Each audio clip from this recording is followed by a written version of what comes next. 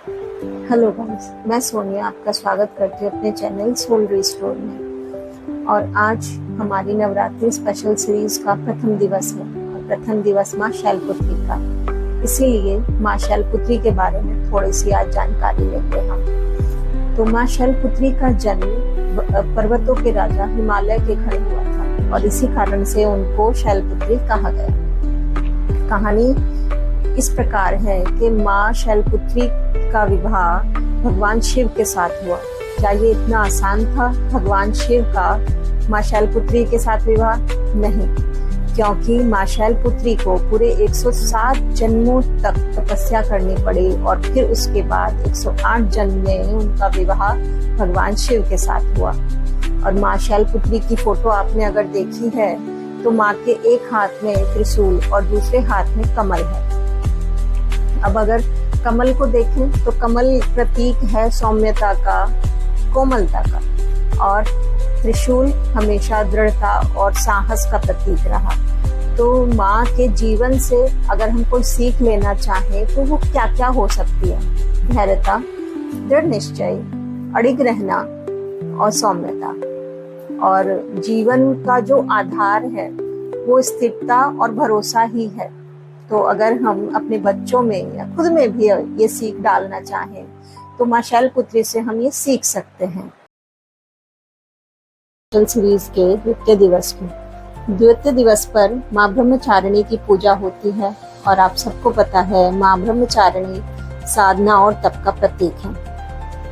माँ ब्रह्मचारिणी हमेशा सफेद वस्त्र धारण करती हैं जो कि शांति का प्रतीक होता है और उनके एक हाथ में, दाहिने हाथ में जपमाला और द्वितीय हाथ में कमंडल होता है, जिससे कि पता चलता है कि साधना से, तप से किसी भी कठिनाई को या लक्ष्य को पाया जा सकता है। या ये कहें कि कोई भी कठिनाई समय में अगर आप जप से, साधना से और संयम से काम लें तो आप उस पर विजय प्राप्त कर सकते हैं। बात करेंगे अपनी नवरात्रि स्पेशल सीरीज के तीसरे दिवस की। तीसरे दिवस पर माँ चंद्रघंटा की पूजा होती है और आप सभी ने माँ चंद्रघंटा का स्वरूप देखा है। तो माँ चंद्रघंटा गले में घंटी और उनके माथे पर अर्धचंद्र होता है।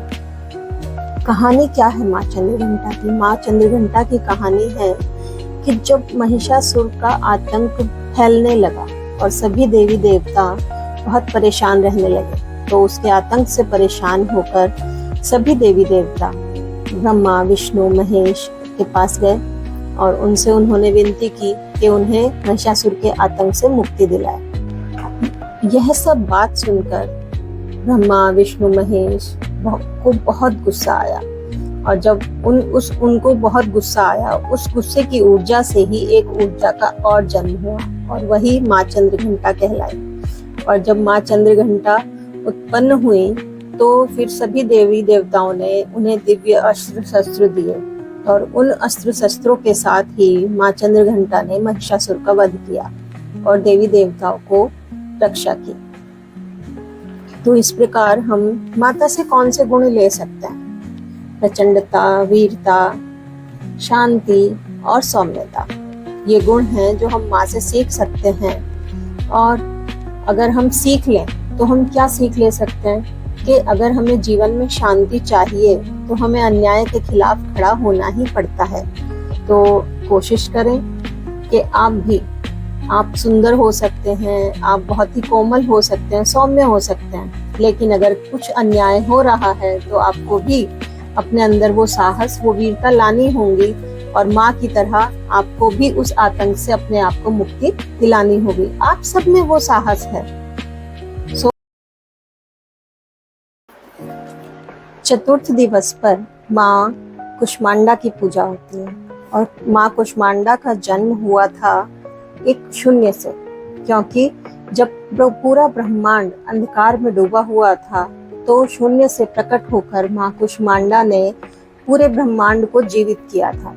तो इस तरीके से माँ में सृजन की शक्ति है, एक पॉजिटिविटी लेके आती है और दूसरा संसार को जीवन प्रदान करती है। तो हमें भी माँ कुष्मांडा से ये सीख लेनी चाहिए कि हमारी पॉजिटिविटी, हमारी मुस्कान और हमारी सृजन की शक्ति ही इस धरती को सुखमय और समृद्ध बनाए हुए है। तो हमें भी हमेशा अपनी मुस्कान का और पॉजिटिविटी का सहारा लेते हुए अपने जीवन को खुशहाल और समृद्ध बनाना चाहिए। 5वां दिवस होता है माँ स्कंद माता का, और जब हम माँ का स्वरूप देखते हैं तो माँ अपनी गोद में भगवान कार्तिकेय को लिए होती है। कहानी इस प्रकार है कि जब ताड़कासुर का आतंक बढ़ा तो देवी देवताओं ने परेशान होकर फिर से ब्रह्मा, विष्णु, महेश भगवान की पूजा अर्चना की। और क्योंकि ताड़कासुर को पहले से ही वरदान प्राप्त था कि उनकी मृत्यु भगवान शिव के पुत्र से ही होगी, तो इस कारण से माँ पार्वती ने फिर से तप किया और भगवान कार्तिकेय को पुत्र रत्न में प्राप्त किया। और भगवान कार्तिकेय ने फिर ताड़कासुर का वध करके देवी देवताओं को ताड़कासुर के आतंक से मुक्त किया। हमें इस कहानी से सीख मिलती है कि ममता और करुणा कोई कमजोरी नहीं है, वो औरत के लिए सबसे बड़ी ताकत है। छठे नवरात्रि पर माँ कात्यायनी की पूजा की जाती है और माँ कात्यायनी से संबंधित कई सारी कहानियां प्रसिद्ध हैं। इसमें के पहली कहानी है कि ऋषि कात्यायन के कठोर तप से प्रसन्न होकर माँ ने उन्हीं के घर पर पुत्री के रूप में जन्म लिया। और दूसरी कहानी है कि जब महिषासुर का आतंक बढ़ा तो ब्रह्मा, विष्णु, महेश के तेज से प्रकट होकर माँ ने महिषासुर का अंत किया और महिषासुर मर्दिनी कहलाए। थर्ड जो कहानी है वो है कि जब गोपियों को कृष्ण को पति रूप में प्राप्त करने की इच्छा हुई तो उन्होंने माँ कात्यायनी की ही पूजा की थी और वो फिर अमर हुई, उनका प्रेम अमर हुआ। तो हम माँ से क्या क्या सीख सकते हैं? माँ से हमें प्रेम सीखना चाहिए, माँ से हमें साहस सीखना चाहिए और माँ से हमें न्याय भी सीखना चाहिए कि हमें अगर कोई अन्याय हो रहा है तो हमें डटकर उसका सामना करना चाहिए, हमें किसी भी प्रकार से पीछे नहीं हटना चाहिए। एक औरत में बहुत शक्ति होती है और अपने आप को पहचाने और हमेशा अपने उस स्वरूप को देखें जो आपके अंदर छवि है।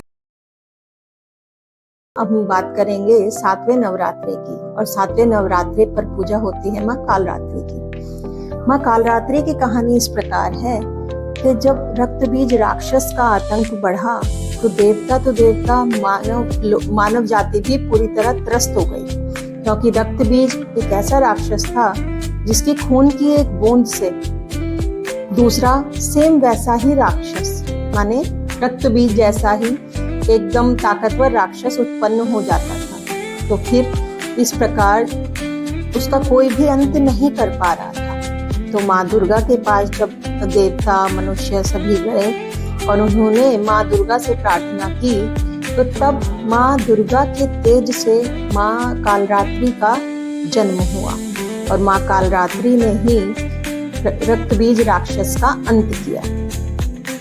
तो माँ से हम क्या सीख सकते हैं? माँ से हम सीख सकते हैं कि एक औरत से ज्यादा दयालु कोई नहीं हो सकता, लेकिन अगर बुराई का अंत करना हो तो एक औरत से भयानक भी कोई नहीं हो सकता, क्योंकि अगर बात उसके बच्चों की हो तो वो सबसे साहसी और बिल्कुल डर से मुक्त होती है वह औरत। तो आपको इसमें हमें क्या सीख लेनी चाहिए माँ से? क्योंकि अंधेरा जब तक है, अगर हम अंधेरे से नहीं गुजरेंगे तो उजाला हमें नहीं मिलेगा। तो हमें अंधेरे से डरना नहीं चाहिए, क्योंकि जब अंधेरा पीक पर होता है ना गाइस, तो उस समय पर सुबह बहुत नजदीक होती है। तो हमेशा कोशिश करें कि डर का सामना करें और हमेशा अच्छाई के लिए और सच्चाई के लिए खड़े रहें। और आज हम बात करेंगे अपने 8वें नवरात्रि की, जिसमें माँ महागौरी की पूजा की जाती है। कहानी इस प्रकार है कि माँ का रंग आपने सभी ने देखा है, चांद जैसा उज्जवल है। क्या शुरू से वैसा था? नहीं। माँ का रंग कठोर तप के कारण काला पड़ गया था और जब तप के बाद माँ ने गंगा में स्नान किया, फिर से उन्होंने तब गौरवर्ण की प्राप्ति की थी। अब गौरवर्ण क्या, संसार हमारे समाज में गौरवर्ण को बहुत उच्चस्थ माना गया है, या ये कहें कि सुंदरता की जो कैटेगरी है उसमें गौरवर्ण वालों को ही रखा जाता है। कुछ चीज़ें हैं जो आज भी हमारी बच्चियां फेस करती हैं, क्योंकि उनके सांवले रंग के कारण शायद उनके साथ थोड़ा भेदभाव किया जाता है। लेकिन बच्चों, हमें अपने आप को कर्मों से देखना चाहिए, ना कि बाहरी सुंदरता से, क्योंकि हमारे कर्म, हमारी सीख और हमारे संस्कार ही हमें बनाते हैं। कोई भी दूसरी चीज़, ये कह लीजिए कि आपकी बाहरी सुंदरता, आपका नाक बहुत अच्छा है, आपके होठ बहुत अच्छे हैं, हो सकता है, लेकिन अगर आपके कर्म बहुत अच्छे हैं तो डेफिनेटली आप बहुत अच्छा कर पाएंगे अपने जीवन में। हम माँ से सीख क्या ले सकते हैं कि मन और जीवन की जो असली सुंदरता है ना, वो अंदर से, आंतरिक रूप से आप सुंदर होने चाहिए। आपका मन कैसा है, दूसरों के लिए साफ है या नहीं।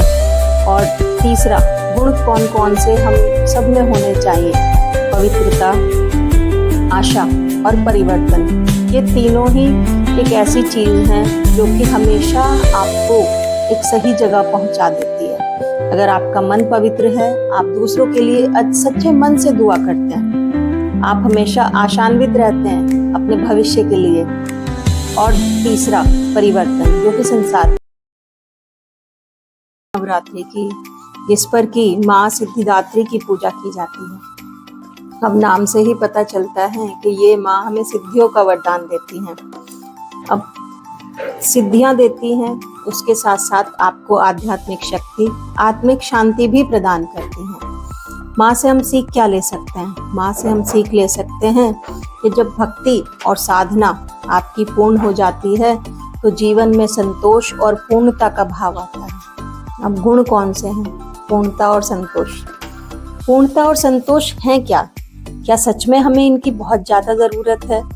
आज की लाइफ में तो बहुत ज़्यादा ज़रूरत है, क्योंकि हम आज जब अपने लाइफ को देखते हैं तो हम किसी भी चीज़ से सेटिस्फाई नहीं होते।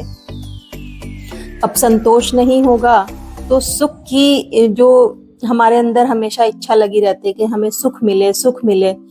सुख है क्या? जो भी आपके पास है वही बहुत खास है, और उसको संजो के रखना ही पूर्णता का भाव लाता है। तो इस प्रकार नौ दुर्गा के 9 रूप हमें 9 सीख और 9 गुण देकर गए। धैर्यता, वीरता, बहादुरी, साहस, निडरता, सृजन की शक्ति, पवित्रता, आशा, संतोष और भी बहुत सारे। तो क्या हमें अपने जीवन को सुखद बनाने के लिए इन गुणों को अपने जीवन में उतारना बहुत ज़रूरी है? शायद हाँ। और अगर आप इस सीरीज से आपको थोड़ा भी अच्छा लगा हो, थोड़ा भी जानकारी मिली हो, तो प्लीज़ लाइक शेयर ज़रूर करें। Thank you.